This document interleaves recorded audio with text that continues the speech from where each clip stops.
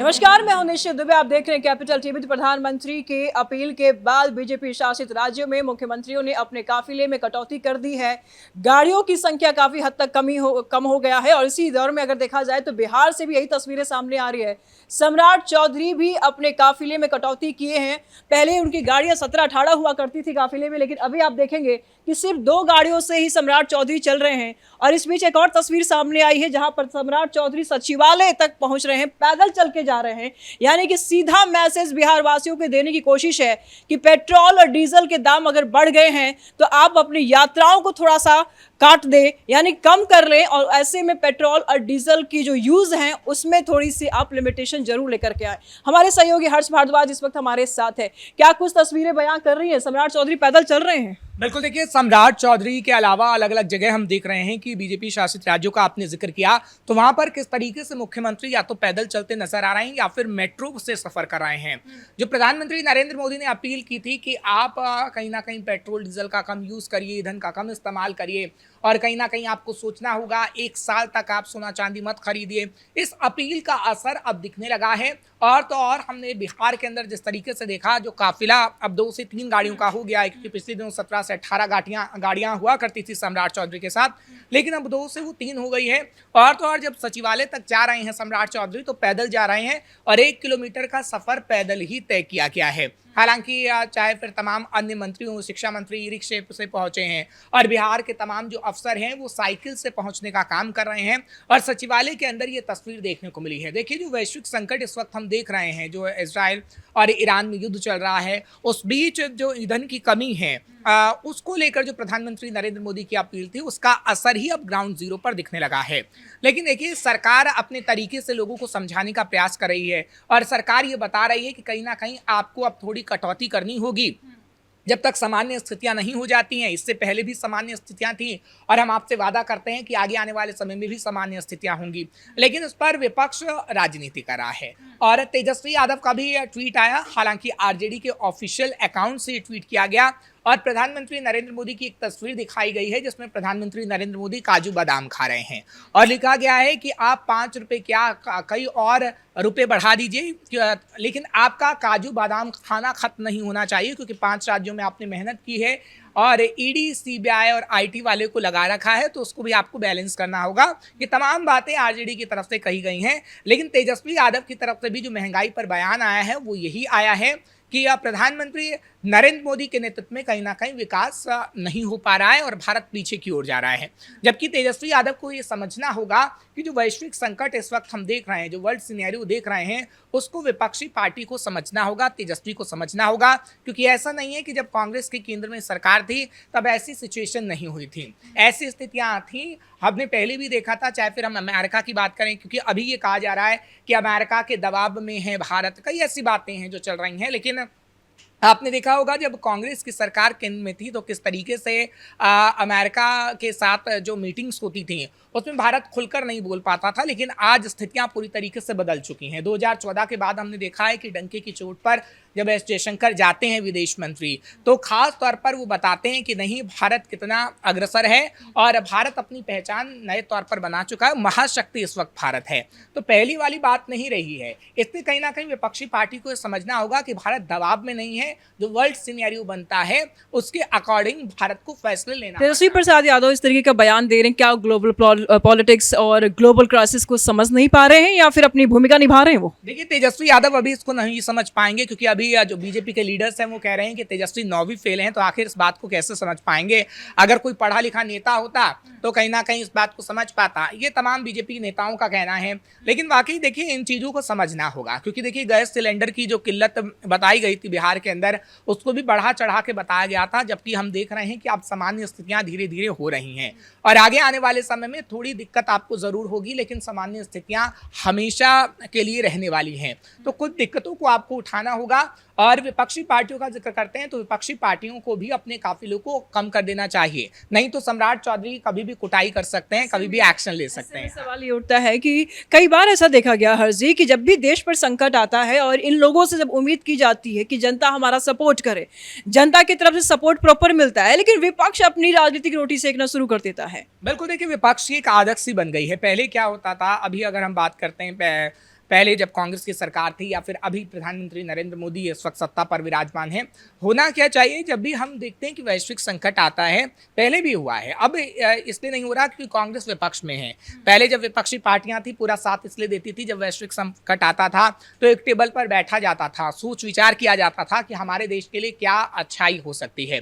और देखिए, विचार कर कर ऐसा नहीं है कि जवाहरलाल नेहरू हो या फिर इंदिरा गांधी हो, उन्होंने कई बार अपील ना की हो, उनकी तरफ से भी अपील की गई थी, चाहे फिर सोना हमें दान करने को लेकर हो कि आप सरकार को सोना दान कर दीजिए, या फिर खाने पीने की वस्तुओं को बचाने की जो अपील थी वो की गई है, इतिहास के पन्ने बताते हैं। लेकिन अगर अभी के विपक्ष की बात करें तो कांग्रेस पूरी तरीके से आतुर है कि किस तरीके से अपने देश को नीचा दिखाया जा सके। इस शब्द का इस्तेमाल मैं इसलिए कर रहा हूँ क्योंकि राहुल गांधी जब भी विदेश की यात्रा करते हैं तो अपने देश को नीचा दिखाने का काम करते हैं, और उनके कई बयान आधिकारिक तौर पर रिकॉर्ड भी हैं जो ये दर्शाते हैं कि कैसे प्रधानमंत्री नरेंद्र मोदी बताते हैं कि भारत विकास की ओर अग्रसर नहीं हो रहा, जबकि भारत पीछे की ओर जा रहा है। लेकिन अगर बात करें भारत की, तो भारत इस वक्त महाशक्तिवान देश है और इस वक्त भारत ज़रूर तरक्की कर रहा है। एक तरफ आपने देखा कि जब कांग्रेस की सरकार थी तो कैसे अमेरिका को खुलकर भारत नहीं बोल पाता था, और जो चीज़ें हमें चाहिए होती थी अमेरिका देने से मना कर देता था। लेकिन कई चीज़ों को ऐसे हमने बनाया है, जैसे कि रक्षा क्षेत्र में हमने आत्मनिर्भर भारत के टेक्निक को अपनाया, और आत्मनिर्भर भारत के तहत चाहे फिर वो रक्षा क्षेत्र में पार्ट पुर्जे हों, उसको हमने बनाना शुरू किया, तो अब हमारे को उतनी नौबत नहीं होती कि हम अमेरिका से वो चीज़ें मांग सके। तो भारत ने ग्रोथ किया है, इसमें कोई दो राय नहीं है।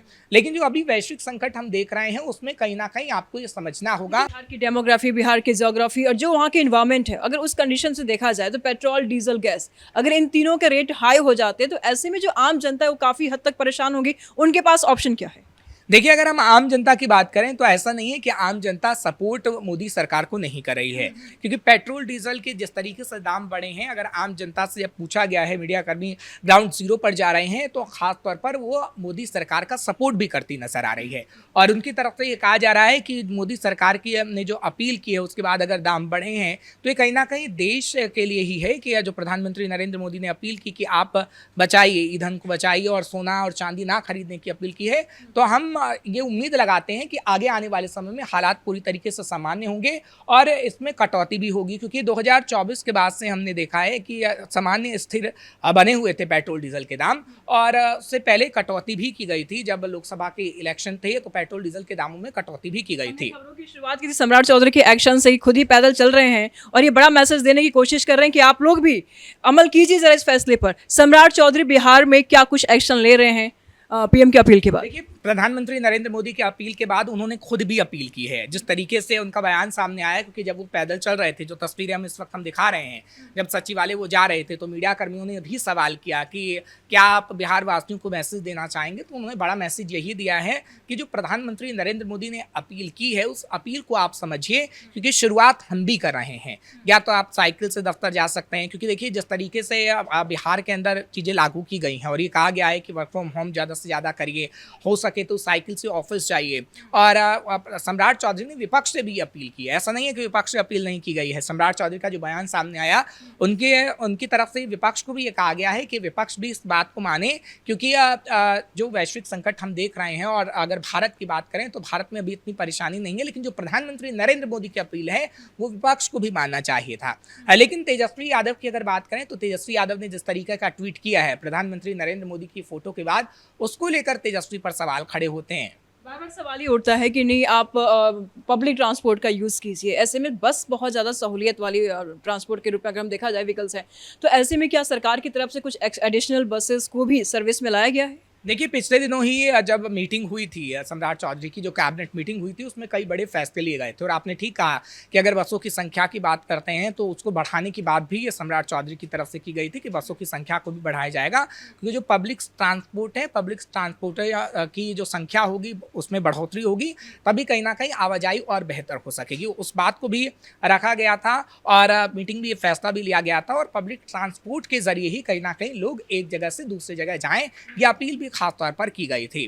लेकिन अगर हम अब बात विपक्ष की करें तो विपक्ष एक नैरेटिव फैलाने की कोशिश कर रहा है और जो तस्वीर अभी ट्विटर पर जारी की गई है प्रधानमंत्री नरेंद्र मोदी की, जो आरजेडी के ऑफिशियल अकाउंट से जारी की गई है, वो यही दर्शाती है। क्योंकि देखिए इस तस्वीर में प्रधानमंत्री नरेंद्र मोदी को टारगेट तो किया गया है, लेकिन साथ ही साथ ये बताया गया है कि कैसे चुनाव के बाद ही ये दाम बढ़े हैं, इससे पहले क्यों नहीं बढ़े हैं।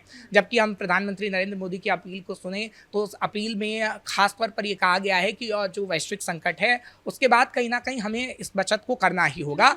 हाँ, मोदी ने अलर्ट कर दिया था कि हम लोग को संभलना होगा अब आगे।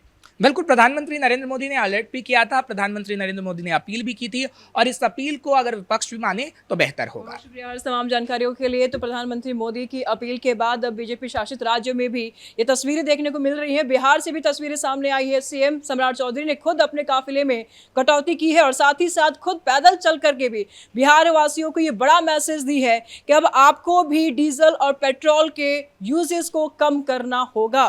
फिलहाल कैमरा पर्सन कुणाल के साथ मैं निशु दुबे, कैपिटल टीवी बिहार।